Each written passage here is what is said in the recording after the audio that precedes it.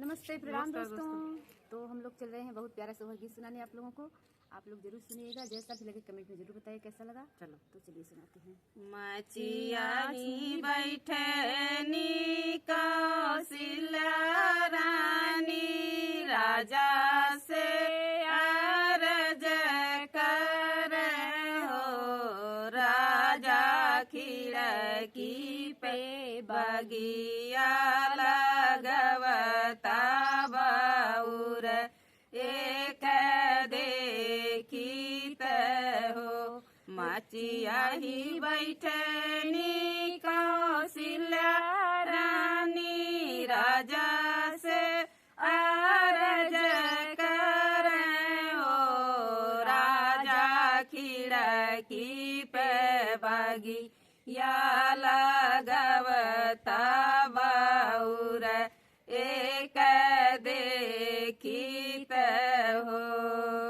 बोलिया रानी बोलियो बोलहु नहीं जाने लू हो। रानी हमारे होरिला वाक साध सुनत सुख सोहर हो।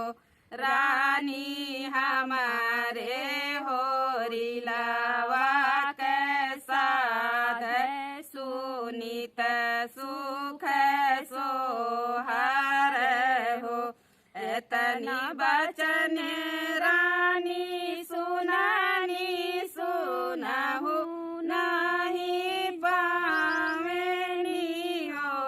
रानी चली गई निहारी के आटरिया, सुतेनी सुख निदिया हो। रानी चली गई निहारी के आटरिया, सुतेनी सुख निदिया हो। अग्रहीन अग्र के ननदी बेगे चढ़िया हो। ननदी सिले धोई पिसा बन मुरैया, कौशल्या रानी पियई हो। ननदी सिले धोई पिसा बन मुरैया, कौशल्या रानी पियई हो।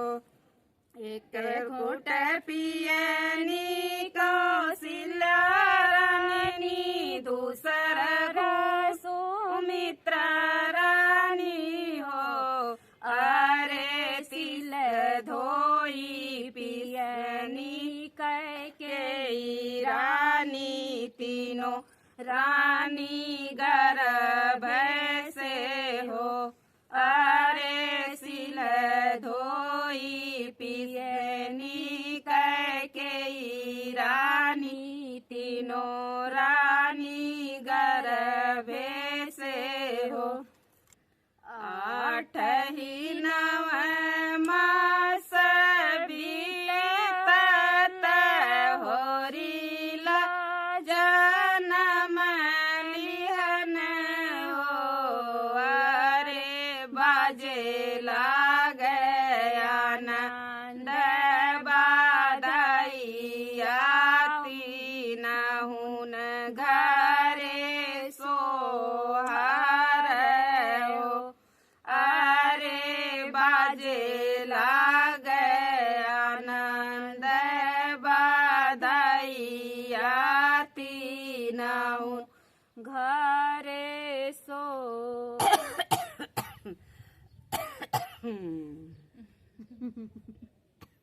कौशल्या रानी के बन श्री राम सुमित्र के लक्ष्मण हो।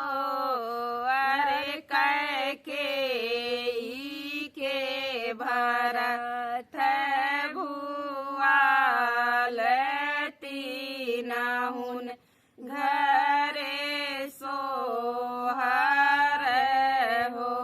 अरे कैकेयी के भरत भुआल तीनहुन घरे सोहर हो। गावत आवेनी ननदीत आवरो बजावत हो। भौजी धना देतियु हाथे के कंगनवा कंगनवा हमने गले बहो। भौजी दैना देतियु हाथे के कंगनवा कंगनवा हमने गले बहो। न तुहरे ननदी हो नैहरे का नाही तुहरे ससुरे के हो। ननदी तो हमारे नैहरे का चिनवा कंगनवा नाही नेग देव हो। ननदी तो हमारे नैहरे का चिन्हा कंगनवा नाही नेग देव हो। एतनी बचन ननदी सुनत भैया से अरज कर हो। भैया तोरी धना बड़ी बागुमानी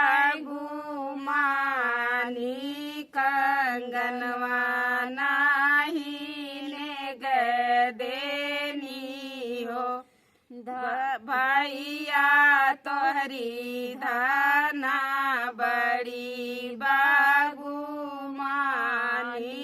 कंगनवा नाही नेग देनी हो। एतना बचन भैया सुन सना से अरज कर हो। धना दना देतियु हाथे के कंगनवा बहिनिया ससुराई तीनी हो। धना दैना देतियु हाथे के कंगनवा बहिनिया ससुराई तीनी हो। एतना बचन भौजी सुननी सुनहु नाही जानेनी हो। बहिनी लना लेतियु हाथ के कंगनवा कंगनवा कवनो चीज नाही हो। बहिनी लना लेतियु हाथ के कंगनवा कंगनवा कवनो चीज